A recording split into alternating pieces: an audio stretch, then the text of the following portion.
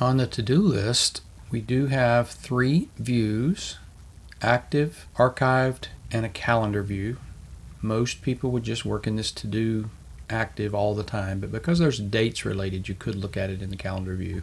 We won't spend any time there because it's not all that relevant.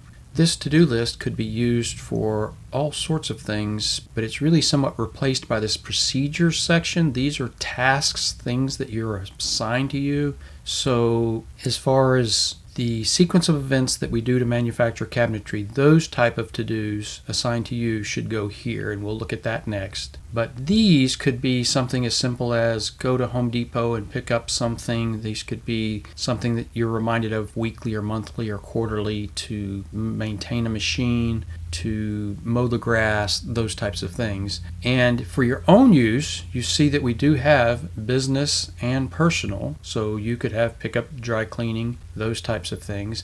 But there's a thought process involved in this that is intentional, and that is the Eisenhower matrix. So these 2 columns, important and urgent, were developed by President Eisenhower when he was president. This is how he determined whether he would do something or not. So if you pay attention to this action item here, you see right now that this one says eliminate and this one says schedule. So with these 4 items, we can kind of get all of the different variations here. So we'll say this one's urgent, this one's important, this one's urgent and important, and this one is neither one. And so if we say it's urgent, we should delegate it to someone else, if at all possible. If you're a one-man show, obviously that's not an option as far as delegating to a team member, but you might be able to outsource it. So maybe delegate for you sometimes means outsource it. Maybe you need to outsource your accounting. Maybe you need to outsource your bookkeeping. And then this next piece, where it is important, says to schedule it. And then the next one, where it's important and urgent, says just go ahead and do it right now. Now, I don't look at this do as do it right this minute. I look at this do, D-O, as being I need to do it today. And so I'm going to make it a today thing. And then if it's neither urgent or important, just eliminate it. If somebody's asked you to do something and you start thinking through it and you see this isn't important, it's not urgent, just eliminate it. Literally come over to the 6 dots and delete it. And then we have 2 kinds of due dates here.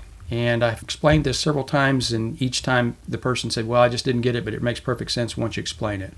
So the DUE due date that's when someone is expecting it, either someone you report to or a client, some date that's been determined that it needs to be done by, typically by someone else.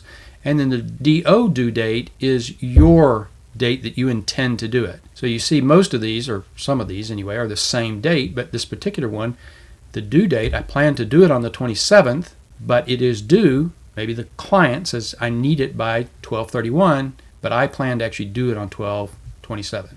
So that is how that works. To add things, you just click the new page here or the new button here. You could also come up and choose this. It is the default, so that will make the new page work and the button without clicking on that work. And as you check them off here, if I take this task number 3 and check it off, then it disappears. But if we go to the to-do archived, that's where it's at. So you can see everything you've done there and then everything you need to do here. So that's how the to-do list works.